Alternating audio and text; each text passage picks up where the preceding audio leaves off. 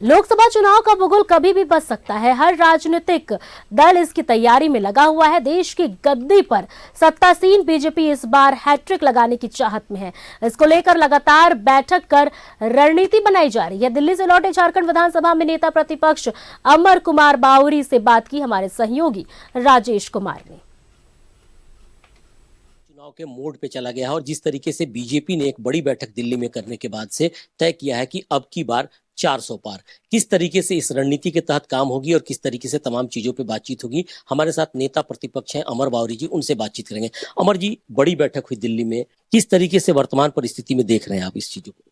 Bharatiya Janata party के राष्ट्रीय अधिवेशन अभी संपन्न हुआ 2 दिवसीय, और 10 साल के अंदर में नरेंद्र भाई मोदी जी के नेतृत्व में देश में जो कायाकल्प हुआ है सभी सेक्टर्स में, देश विकसित भारत के संकल्प को लेकर किसी धरती आबा बिरसा मुंडा जी के भूमि से उली हाथों से प्रधानमंत्री जी ने विकसित भारत संकल्प की यात्रा प्रारंभ की 2047 की और उसकी घोषणा करी। आज देश का हर एक युवा, हर एक बच्चा, हर एक नागरिक उससे जुड़ा है और उस यात्रा में 2024 जो है एक मील का पत्थर साबित होगा, जब तीसरी बार 370 से ज्यादा सीटें भारतीय जनता पार्टी और एनडीए के 400 सीटें से ज्यादा। राज्य की राजनीति पे भी चर्चा करेंगे क्योंकि अभी जो हालात दिखाई पड़ रहे हैं, विधानसभा का बजट सेशन आने वाला है और जो हालात दिख रहे हैं खास करके सत्ताधारी दल की तरफ से, क्या लगता है आपको किस तरीके की परिस्थिति नजर आ रही है? देखिए, बहुत बड़ा विडंबना है और बहुत बड़ा दुर्भाग्य है। एक तरफ देश का प्रधानमंत्री 2047 में विकसित भारत का एक रोड मैप लेकर के चलने का काम कर रहे हैं, दूसरे पे झारखंड की है जहां से जिस जगह से उन्होंने घोषणा करी उसे राज्य सरकार आज अपना 4 साल में अपना जो है विश्वास खो करके एक सरकार गई, दूसरा पार्ट 2 आई है।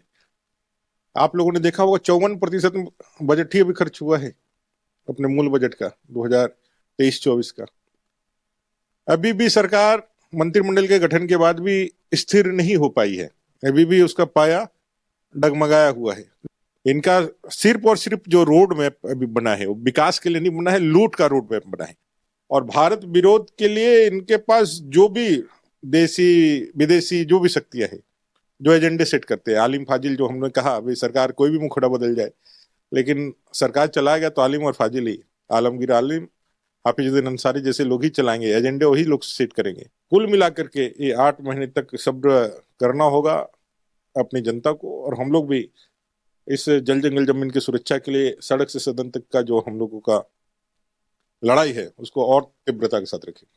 तो कई मुद्दे हैं खास करके, और जिस तरीके से राष्ट्रीय स्तर से लेकर अब राज्य के स्तर तक की चर्चा होगी और कहीं ना कहीं इन सारी चीजों को लेकर जब हम बातचीत करेंगे तब राज्य के विकास और देश के विकास की जब चर्चा होगी तो इन सारी बातों को ध्यान में रखने की जरूरत महसूस होगी। चुनावी माहौल में किस तरीके से राजनीतिक दल आगे आएंगे और किस तरीके से जनता के बीच जाकर काम करेंगे, थोड़ा वक्त जरूर लगेगा। सहयोगी विकी के साथ राकेश कुमार, न्यूज 11 भारत, रांची। देश एक बार